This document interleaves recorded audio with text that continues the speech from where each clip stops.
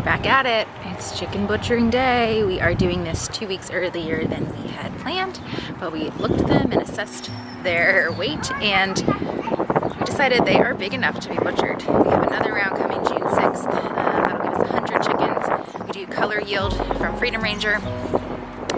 And this year, I think the reason that they grew out a little bit bigger faster is because we put them on our garden up top, which we have a cover crop, a rye cover crop, and so they were mowing that down, eating it, and plus also getting the supplemental feed that we give them. So we'll see how they turn out. Let me show you the operation. Are they nibbling it? Okay, so we have a batch ready to go. You have 10 in here, babe? 6? Where'd that come from? Thank you. I see the red clippers in there. Yep. Wait, no, the red clippers have to come out of here. Okay, our operation is, we don't use kill cones. We slice their necks and put them in water, and they flop around and clean their feathers first. They get nice and wet, and then we put them in the water. 175, you said, babe? 175 for a couple minutes to loosen their feathers. If it's too long or too hot, it's going to start cooking the bird, and then the feathers stick. So just Grab this back. see how he is. That chicken still has its head on it? Mommy wanted it. Testing, he's testing the feathers to see if they're starting to pull easy That's creepy. before we put them in the plucker. Its head is turning yellow. Yes, I wanted the heads on because I'm going to save them for broth. Because they have the most collagen in them. The feet and the heads. Keeping the eyes in it too. Yep. It's going to make some good chicken broth this winter. Nourish your bones. Turn that on. This? Buttons down here. And this one. And this one. And then we use a Yardbird chicken plucker. Pick that up at Tractor Supply. Got it. We've hand plucked before. I have a video on that, and it takes way too long. Ready? Yeah. Don't look up.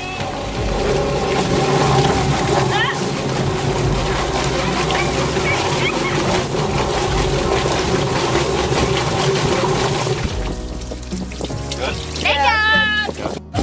Then it goes to the gutting station.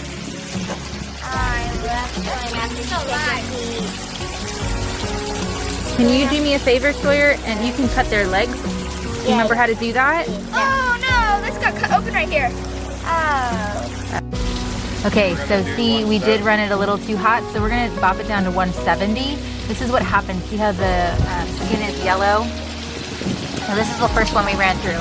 First one's kind of like that first pancake, right? Yeah. Always the experimental one, and the skin starts breaking. Yeah. We don't want that, but we're still, I mean, it's still usable. Mama, is that right? The chicken things are on. Yeah, the claws are, yeah, that's fine. All right. Here, why don't you clip the, Wait, show them where? how to clip it. Remember, right here in the joint? Wait, right here. Yep. Oh, there's a tendon there. Right here, Mama. Yep, right Wait, there. look up.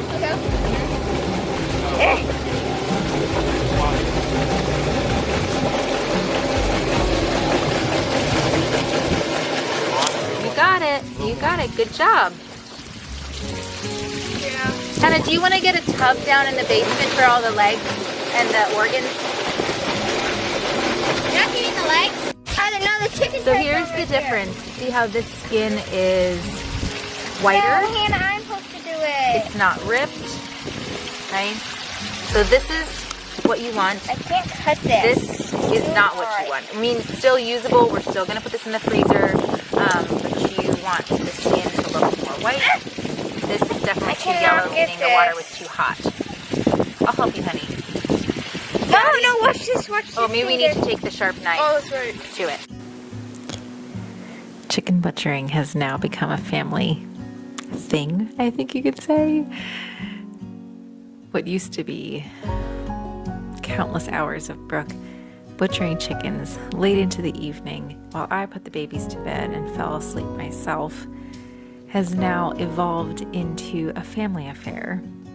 Everyone manning their own station, taking pride in their work, and taking ownership of this whole process.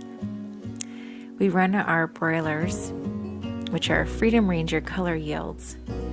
Normally we grow these out later in the season, but this year we decided to do a batch of 50 in early spring and get another batch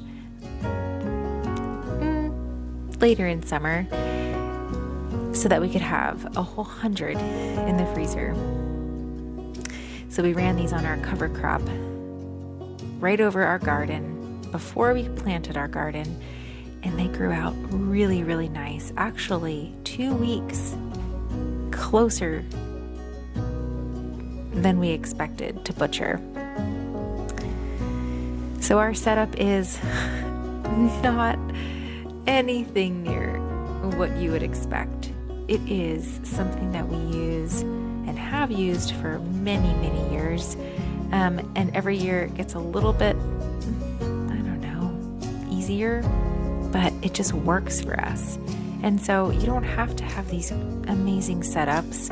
We actually prefer to butcher right over our wood chips rather than on our pavement, because then everything gets mulched right into those wood chips and drained down into the garden rather than sit on concrete and pavement. The gutting process. That's one area that I actually learned this year. And it takes time, it takes skill not to cut into those intestines. Brooke makes it look so easy, but once you do this over and over and over again, you just get the hang of it. And so just watch how he does this. Making sure that you have a very sharp knife.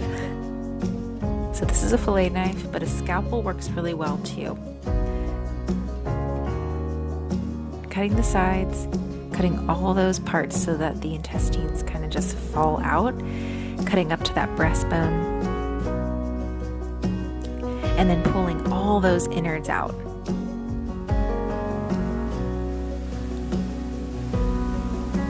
We save the liver and the heart. So one thing you do have to do is cut out the gallbladder, making sure that you don't puncture it or you're going to have green bile all over your liver and then it's just kind of wasted. So making sure you just cut a chunk of that liver off and throw that gallbladder away. Save the liver. You can make a wonderful chicken liver pate. The hearts, we're still kind of trying to figure out what to do with them. If you have a really good recipe for chicken hearts, please put them in the comments below, because I have tried to fry them, bread them, fry them, and they just are not super tender. So we're trying to find a recipe for them, but we try not to leave any of the organ meat to go unwasted.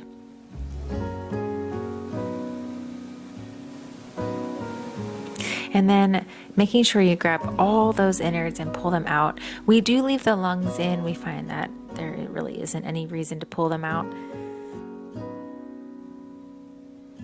And like I said, everyone has a job. So once the gutting station is complete, then it's time to take the feet off. And Sawyer loves to take the feet off. And peel the skin off the feet too. And those red clippers, let me tell you what, they are the powerhouse of this homestead. We use them for everything on the homestead, and normally we always say, where are the red clippers? We really do have to find a central location for them. But cutting those chicken feet off, making sure you get right in between that joint, and then taking a nice sharp scalpel or knife and cutting that last little piece of ligament and skin off, and then peeling all that chicken skin off. Kids love to do this. So get your kids involved. They are just so eager to learn. And I do remember Sawyer at first wanting to wear gloves. Maybe even Hannah too. Putting those gloves on to do that first chicken and then quickly throwing the gloves off. And it's like, nah, we're just doing it.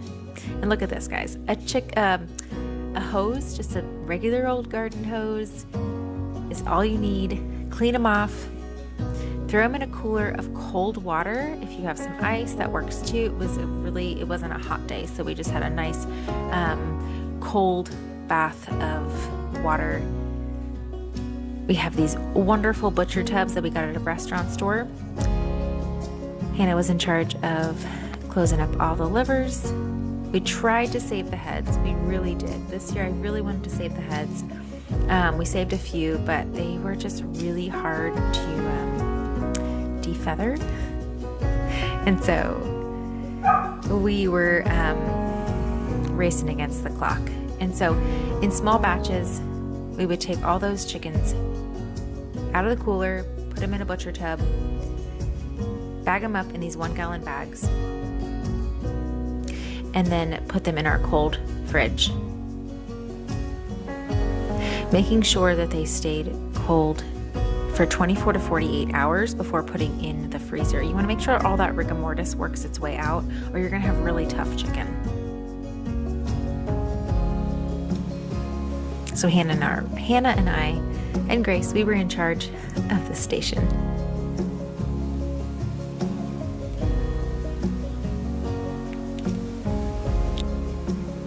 So we let them in the cold cellar for 48 hours.